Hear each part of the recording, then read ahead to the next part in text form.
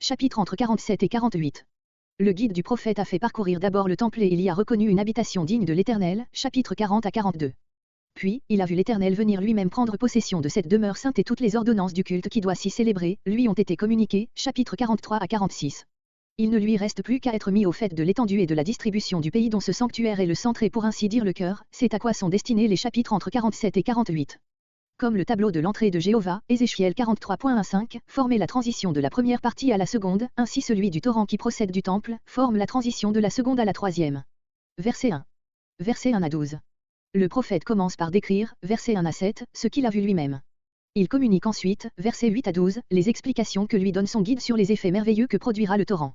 Il me ramena, du parvis extérieur, Ézéchiel 46.21, au parvis intérieur en face du temple. Les mots « et voici » indiquent la surprise d'Ézéchiel à la vue de ce spectacle tout nouveau, une source jaillissant du temple même et qu'il n'avait point encore aperçu. De dessous le seuil. C'était le seuil du vestibule. La maison, saint des saints et lieu saint, était en quelque sorte la caverne du pied de laquelle s'échappait cette eau. C'est que Jéhovah était présent, dans la maison, Ézéchiel 43.7, et cette eau était une émanation de sa vie, comparée Apocalypse 22.4, et il me montra un fleuve d'eau vive qui sortait du trône de Dieu et de l'agneau. Du côté de l'Orient. Cela résultait naturellement de l'orientation de la maison qui avait sa façade à l'est. S'écoulait du côté droit, de telle sorte que dès son apparition l'eau prenait déjà la direction sud-est. En effet, le temple étant orienté à l'est, la droite doit désigner le midi. L'eau en continuant à couler dans cette direction devait naturellement passer au midi de l'autel d'Héra à la Coste. Verset 2. Le guide, pour faire voir au prophète ce que deviennent ces eaux, le fait sortir de l'enceinte sacrée par le portique septentrional, figure 1, F, et longer extérieurement le grand mur, d'abord sur le côté du nord, puis sur le côté de l'est, jusqu'au portique oriental extérieur, B. Ce détour était nécessaire puisque les deux portiques orientaux étaient fermés, Ézéchiel 44.1, Ézéchiel 46.1. Et voici. Ézéchiel est étonné de retrouver là ces eaux qui avaient dû traverser, pour reparaître au dehors du mur d'enceinte, les terrasses des deux parvis et leurs murailles. À droite, du portique oriental, entre ce portique et l'angle sud-est de l'enceinte. Verset 3. Il sortit, il s'éloigna de l'enceinte. Un cordeau. Des Ézéchiel 40.3, première arrivée d'Ézéchiel au portique oriental, le guide avait en main une perche et un cordeau. Jusqu'ici, il ne s'était servi que de la perche. Maintenant, il prend le cordeau en vue de l'office qu'il va remplir. 1000 coudées, à partir du mur d'enceinte et en suivant le cours du torrent. La plante des pieds. Un chétif commencement. Ézéchiel en reçoit l'impression bien plus vive, en traversant lui-même cette eau, que si le guide l'eût mesurée sous ses yeux. Verset 4. Ce grossissement des eaux que le guide fait constater à Ézéchiel, n'était pas moins merveilleux que leur origine, puisque le torrent n'avait reçu aucun affluent. Il était donc manifeste que ces eaux possédaient la vertu de se multiplier, magnifique emblème de la vie dont le caractère essentiel est de pouvoir se reproduire elle-même. Verset 6. As-tu vu? Le guide veut dire, as-tu vu ce grossissement rapide?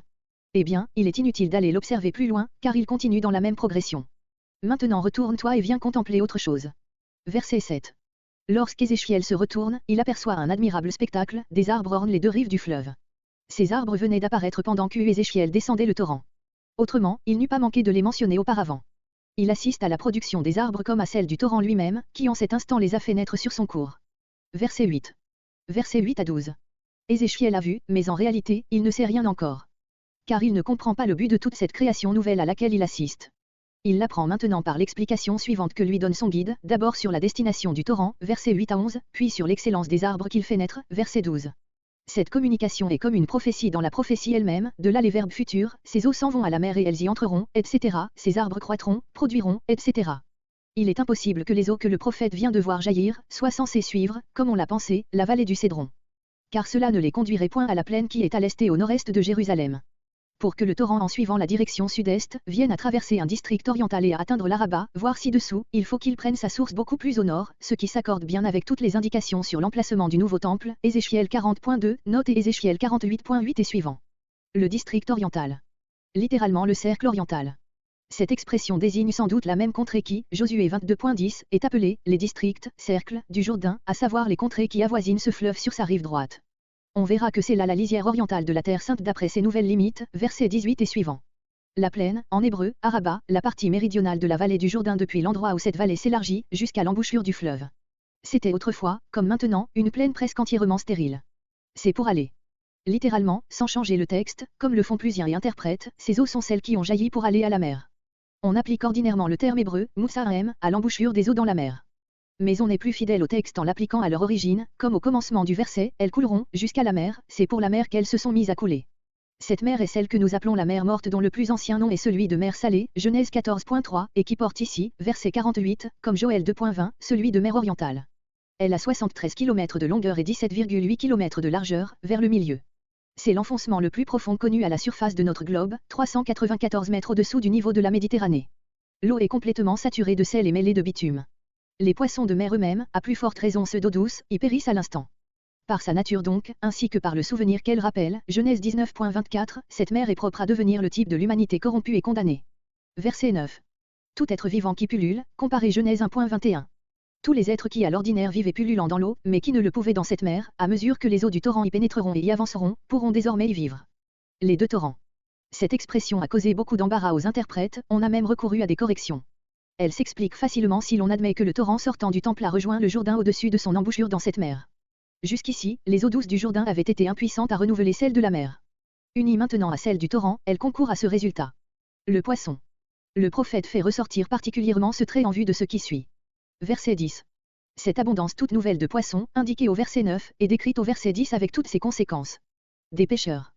La vie humaine elle-même avec l'activité qui l'accompagne, reparaîtra sur ces rivages jusqu'ici plongés dans la solitude et la mort.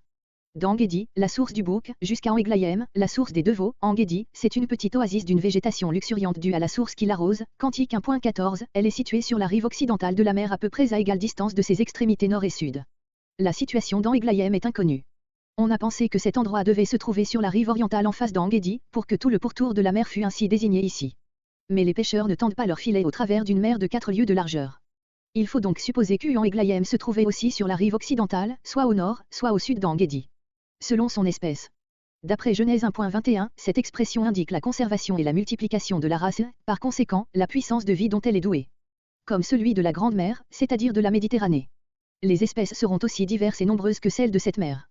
Verset 11.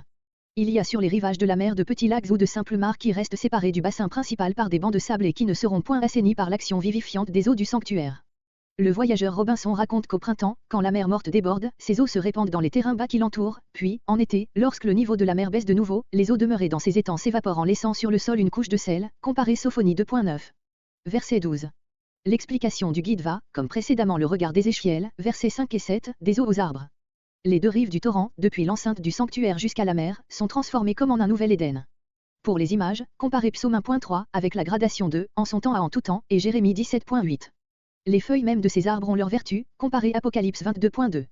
De nouveaux fruits, littéralement, des primeurs. Quelle est la signification de ce tableau?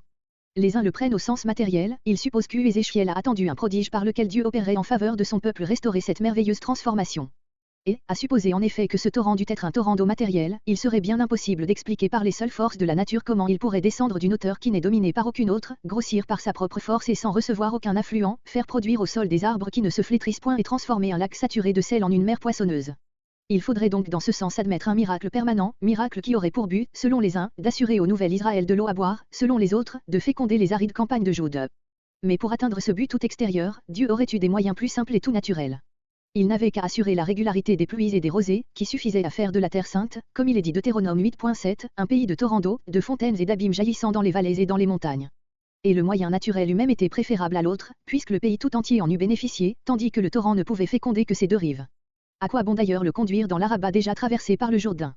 Mais, surtout, le but que l'on essaie d'attribuer à l'œuvre divine ici décrite, n'est point celui que le prophète lui-même lui assigne. Dès l'instant même où les eaux mystérieuses jaillissent de dessous le temple, elles prennent directement leur route vers le sud-est, leur but est par conséquent la mer morte. C'est ce qui est dit expressément au verset 8. Ces eaux sont celles qui ont jailli pour aller à la mer, afin d'en assainir les eaux. Le but de l'existence de ce torrent n'est donc pas d'arroser le pays, ni d'en abreuver les habitants, mais de purifier cette mer. Dira-t-on que cette purification est destinée à procurer du poisson aux habitants? Il n'y aurait aucune proportion entre un but si mesquin et une cause si prodigieuse. Il faut donc renoncer à l'interprétation grossièrement littérale. Ézéchiel avait annoncé Ézéchiel 36.25-26, que Dieu répandrait des eaux pures sur son peuple et que, nettoyés de leur souillure, ils recevraient un cœur nouveau et un esprit nouveau, un cœur de chair à la place de leur cœur de pierre. C'est cette promesse dont il contemple ici l'accomplissement étendu désormais au monde entier. Dans ce torrent qui sort de la demeure de Dieu, qui grossit sans aucun secours du dehors et qui, tout en fécondant ses rives, s'en va purifier la mer maudite où jusqu'ici rien ne pouvait vivre, dans ce spectacle, c'est une divine histoire qui se déroule à ses regards, celle de l'action de l'Esprit dans l'humanité. Voici les traits qui ressortent surtout dans ce tableau prophétique. L'origine divine du torrent. C'est l'entrée de Dieu dans le sanctuaire, dont il vient de faire son habitation éternelle, Ézéchiel 43.1 et suivant, qui seul explique la naissance de ce fleuve vivifiant. Il y a ici plus que le temple, a dit celui qui portait en lui la conscience d'être la vivante habitation de Dieu sur la terre, et c'est de sa personne qu'est procédée l'effusion de l'Esprit Saint qui renouvelle l'humanité. La force interne du torrent. Presque imperceptible d'abord, ce torrent grossit sans affluent et par sa vertu propre, chaque goutte de cette eau qui sort du sanctuaire devient une source de sources. Ainsi l'action de l'Esprit a grandi sans appui extérieur. Inapparente au début, elle s'est bientôt manifestée comme une irrésistible puissance, se faisant immédiatement de chacun de ceux sur qui elle s'exerçait un agent de sa propagation. D'un seul, elle a passé sur 120, bientôt ceux-ci sont devenus 3000, puis 5000, acte 1.15, acte 2.41, acte 4.4, dès lors, on a cessé de les compter, comme Ézéchiel de mesurer le torrent. Les effets merveilleux de ces eaux qui purifient et fertilisent. Le torrent se dirige vers le séjour de la mort et de la condamnation, la mer maudite, qui est en dehors des limites de la nouvelle Canaan, en s'y rendant et comme en passant, il féconde ses deux rives. La mer morte ne peut être ici que l'emblème de ce qu'il y a de plus complètement dégradé et perdu au sein de l'humanité, du monde païen. L'Esprit Saint est comme attiré vers ce réceptacle de souillures et de misère qu'il se propose de purifier. Et partout où il pénètre, la souillure fait place à la sainteté, la mort à la vie. Les peuples et les individus sont comme créés de nouveau. Les lagunes et les mares qui ne sont point assainies représentent la portion de l'humanité qui reste fermée à ce travail sanctifiant de l'Esprit. Le sel qui demeure sur le sol est ici, comme souvent, un symbole de stérilité et de malédiction, comparé Deutéronome 29.23, Juge 9.45. En même temps que le torrent porte le salut aux nations encore plongées dans l'idolâtrie et dans la barbarie, il produit les effets les plus bienfaisants là où déjà il habite. Les arbres fruitiers sont le symbole de son activité chez ceux dont il a renouvelé le cœur et la vie, avant tout en Israël, premier objet de son action. Leurs fruits de sainteté et de charité répondent aux plus nobles aspirations des hommes, fruits bons à manger, et apaisent successivement toutes les douleurs, conséquences du péché, feuilles bonnes pour guérir. Cette interprétation, à laquelle nous a conduit une parole d'Ézéchiel lui-même, est aussi la seule qui réponde à la grandeur du tableau. Dans l'emploi de l'image principale, Ézéchiel a eu un devancier, Joël 3.18, qui voit jaillir de la maison de l'Éternel une source arrosant la vallée de Sittim, peut-être celle du Cédron. Il a eu aussi un successeur, Zacharie 14.8, qui trace le tableau d'un torrent d'eau vive sortant de Jérusalem, dont la moitié se rend à la mer orientale, l'autre à la mer occidentale, voire au passage cité, note. L'image dans chaque prophète doit être expliquée d'après le contexte. Il nous reste à rappeler, en terminant, le passage d'Ézéchiel, Ézéchiel 16.53-55, où il présente Sodome, Samarie et Jérusalem comme trois sûres, dont les deux premières ne seront pas moins miséricordieusement traitées que la troisième. La mer morte, qui recouvre Sodome, purifiée par un torrent qui sort du temple situé au centre de la Samarie, tandis que Jérusalem est passée sous silence, quelle étonnante harmonie entre ces intuitions prophétiques si distantes quant au temps et si diverses quant à la forme. Verset 13. Verset 47.13 à 48.35. Voir figure 8 et figure 9. Dans le tableau prophétique qui précède, Ézéchiel a contemplé le salut divin dépassant les limites de la Palestine qui en a été le berceau et atteignant jusqu'aux extrémités du monde païen. Il revient maintenant à cette terre sainte qu'Israël doit occuper de nouveau et il en trace les limites ainsi que la répartition nouvelle. S'il ne s'occupe pas, à ce point de vue politique et social, des autres nations dont il vient de prédire le relèvement spirituel, c'est qu'il lui suffit de présenter dans l'organisation d'Israël restaurée le prototype d'une terre reconstituée. Comme Dieu est entré dans son repos en prenant possession de la demeure parfaite qu'il s'était préparée, Ézéchiel 43.1 et suivant, ainsi Israël n'entrera dans le sien que sur sa terre, une fois qu'elle sera réellement à lui et que tout y sera réglé selon la loi d'une justice parfaite. Et d'abord les frontières de cette nouvelle Canaan, versets 13 à 20. Une vallée. Cette expression ne désigne point nécessairement une seule vallée, elle peut parfaitement être prise dans le sens collectif, des vallées. Cependant même dans ce sens, elle a paru absurde aux interprètes anciens et modernes, et ils ont d'un commun accord corrigé le texte hébreu en lui faisant signifier par le changement d'une seule lettre, et pour G, voici les limites. C'est bien ainsi sans doute qu'Ézéchiel s'exprime au verset 15, où le texte hébreu présente vraiment et où commence en effet l'indication détaillée des frontières. Nous nous permettons donc de hasarder une interprétation qui rend cette correction superflue. Ce seront, selon Ézéchiel, des vallées, c'est-à-dire des frontières naturelles, qui détermineront les limites de la Terre Sainte, à l'est, la grande vallée du Jourdain, car il n'y a plus de tribus de l'autre côté de ce fleuve, comme il y en avait autrefois, Gad, Ruben et la moitié de Manassé, au sud, les deux oadis indiqués verset 19, à l'ouest, la limite est naturellement la Méditerranée, pour le nord, voir versets 15 à 17. Les 12 tribus, en comptant, comme précédemment, Joseph pour deux, Éphraïm et Manassé, Genèse 48.5-6, et en retranchant Lévi qui a une part spéciale dans le territoire consacré. Départ, plus d'une, deux. Verset 14. Une part, toutes ces parts doivent être égales, il n'en était pas ainsi dans la répartition faite par Josué, Nombre 26.52-54. Toutes les tribus sont ici, pareilles, supposées égales en nombre. L'un comme l'autre. Cette expression est expliquée par la formule répétée à l'occasion de chaque tribu, de la frontière orientale à la frontière occidentale. Le territoire de chaque tribu doit partir de la Méditerranée à l'ouest et aboutir au Jourdain, à l'est. Il doit comprendre par conséquent une partie de la plaine maritime, une partie du plateau et une partie de la vallée du Jourdain. Les tribus ont ainsi toutes, l'une comme l'autre, part aux divers avantages et aux productions variées de ces trois zones qui se partagent le pays, du nord au sud. C'est par cette juste répartition que la nouvelle Canaan devient le type de toute organisation normale. Cette répartition est absolument différente de l'ancienne. Promis, comparez Ézéchiel 20.5-6. Verset 15. Verset 15 à 17 frontière septentrionale. C'est la plus difficile à reconnaître, car les noms indiqués sont presque tous inconnus. Elle doit être à peu près, sinon tout à fait, identique à celle tracée par Moïse nombre 34.7-9. Ézéchiel nous paraît l'esquisser verset entre 15 et 16, puis la résumer au verset 17. De la Grande Mer. On ne voit pas plus ici que dans les nombres de quel point de la côte part cette limite. D'après ce qui suit, nous pensons que c'est de l'embouchure du Léontés. Cédad paraît être la ville de Tsudud, située beaucoup plus au nord, entre Dama et Eum. Le chemin de Cédad allait donc dans la direction septentrionale, ce que confirme le parallèle nombre 34.8 où au lieu de « le chemin allant à Tesdad », il y a « le chemin allant à Hamath », comparé Ézéchiel 48.1. La frontière devait donc suivre la vallée du Léontés dont la partie supérieure va du nord au sud. La ville inconnue de Hétlon pouvait se trouver au coude que forme le Léonte, quand après avoir coulé du nord au sud, il se tourne tout à coup à l'ouest vers la Méditerranée. Verset 16. De là la frontière longeait d'abord le territoire de Hamath, qu'il faut bien distinguer de la ville elle-même située beaucoup plus au nord. Puis elle tournait à l'est vers le territoire des deux villes de Bérota, de Samuel 8.8, et de Sibraim, situées sans doute dans la grande vallée appelée Clé-Syrie et dans l'Anti-Liban. Là elle touchait au territoire de Dama et revenait au sud jusqu'au pays que Ézéchiel désigne, avec les inscriptions assyriennes, du nom de Euran et que l'Ancien Testament appelle plus ordinairement Bazan. Ici se trouvait le bourg de Hadzer-Atikon, cours du milieu, où se rencontrait la frontière de Dama, celle du Oran et celle d'Israël. Il formait l'angle nord-est de cette dernière. Verset 17. Jusqu'à la mer signifie, en se rapprochant de la mer depuis le point extrême de la frontière opposée. Hatzarénon signifie, cours des sources et se trouvait probablement tout près du lieu précédent, qui a un nom analogue. Seulement il était sur le sol israélite. Il formait, également d'après nombre 34.9-10, l'angle nord-est de la frontière.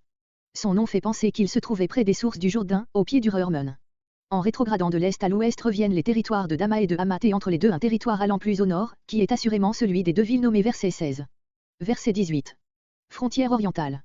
Elle part du point où se rencontraient les frontières du Oran, au sud de Dama et de Dama au nord, puis se dirigeant au sud, elle coïncide avec le Jourdain qui sépare Galad et la terre d'Israël. Elle arrive ainsi à la mer morte qu'elle laisse en dehors et aboutit à l'extrémité méridionale de cette mer. Verset 19. Frontière méridionale. Comme la frontière du nord se dirige vers le nord le long du Léontés, ainsi celle du sud, au lieu d'aller droit à l'ouest, commence par se diriger vers le sud. Elle remonte le Wadi Fikri qui aboutit à l'extrémité sud de la mer morte et passant la petite chaîne d'où descend ce torrent, elle redescend de l'autre côté le Wadi El Arish, le torrent d'Égypte, qui se jette dans la Méditerranée.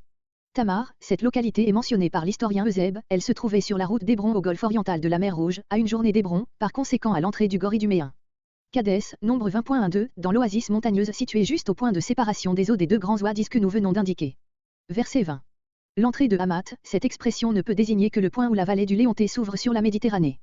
Il est par conséquent vrai de dire que les frontières de la Canaan tracées par Ézéchiel sont formées par des vallées, au nord celle du Léonté de la Clé-Syrie, à l'est celle du Jourdain, au sud celle des deux Ouadis, qui lient en quelque sorte la mer morte et la Méditerranée. La leçon du texte hébreu encore ici se justifie donc parfaitement. Verset 21. Verset 47.21 à 48.29 La nouvelle répartition du pays. D'après les limites tracées dans le morceau précédent, la Terre Sainte forme une espèce de rectangle de 220 km du nord au sud et de 66 km de l'ouest à l'est ou de la Méditerranée au Jourdain. En retranchant toute la partie consacrée, qui a du nord au sud 14 km de largeur et de l'ouest à l'est la même longueur que chacune des tribus, il reste pour chacune de celles-ci un territoire d'environ 66 km de l'ouest à l'est et 17 km du nord au sud. Les tribus occupent une position passablement différente de celle qui leur avait été assignée précédemment. La partie consacrée est naturellement placée au milieu du pays. 7 tribus sont situées au nord, 5 au sud de cette partie centrale. On comprend aisément la raison de cette inégalité. Le temple doit former le centre du pays tout entier, et comme il occupe la partie nord du territoire consacré, les deux parts méridionales de celui-ci, la part des Lévites et le territoire de la ville, remplacent les 2 tribus qui manquent aux 5 du sud, pour faire le pendant des 7 du nord. La nouvelle distribution des tribus nous paraît s'expliquer comme suit. Les 2 tribus et demi qui habitaient à l'est du Jourdain, Ruben, Gad, la moitié de Manassé, comparé Josué 13.133, sont transportés à l'ouest dans la Canaan proprement dite où doit désormais habiter le peuple tout entier. Les tribus descendants des servantes des femmes de Jacob, Dan et Nephtali, fils de Bilra, servante de Rachel et Esserégad, fils de Zilpa, servante de Léa, sont relégués aux 2 extrémités nord et sud. Juda et Benjamin qui précédemment étaient les 2 tribus les plus rapprochées du temple, sont maintenus à cette place d'honneur. Seulement Benjamin qui était au nord est placé au sud et Juda, à l'inverse. En réalité, Benjamin reste à son ancienne place géographique. Juda est transporté au nord où se trouve aussi Éphraïm, pour que l'opposition entre les 2 royaumes du nord et du sud, dont ces 2 tribus ont été les centres, ne se renouvelle plus. Des 2 fils de Rachel, Benjamin et Joseph, comprenant Éphraïm et Manassé, l'un est au nord, l'autre au sud du temple, et des 6 fils de Léa, 3, Ruben, Juda et Lévi, sont placés au sud d'Éphraïm et 3, Siméon, Issachar, Zabulon, au sud de Benjamin. Tout dans ce groupement paraît tendre à briser l'ancien antagonisme qui avait été si fatal au peuple. Versets 21 à 23. Le verset 21 se rapporte au partage du pays entre les tribus et les entre 22 et 23 à la distribution du territoire de chaque tribu entre les familles qui la composent. Les étrangers. Il ne s'agit pas de simples passagers mais de païens établis qui sont devenus membres d'Israël comparé Ézéchiel 44.5-9. La loi ordonnait déjà de traiter de telles personnes avec humanité, Lévitique 19.34, elle autorisait aussi dans certains cas l'admission dans l'assemblée de l'Éternel de leurs descendants à la troisième génération, Deutéronome 23.7-8. Ici, dès la première génération, de tels païens sont mis sur le pied d'une parfaite égalité avec les Israélites et tirent au sort avec eux dans la tribu où ils sont établis. Cet élément dans la composition de l'Israël nouveau renferme un principe d'une incalculable portée, comparé Éphésiens 2.19, où saint Paul écrit aux païens croyants, ainsi vous n'êtes plus étrangers et gens du dehors, mais concitoyens des saints et gens de la maison de Dieu.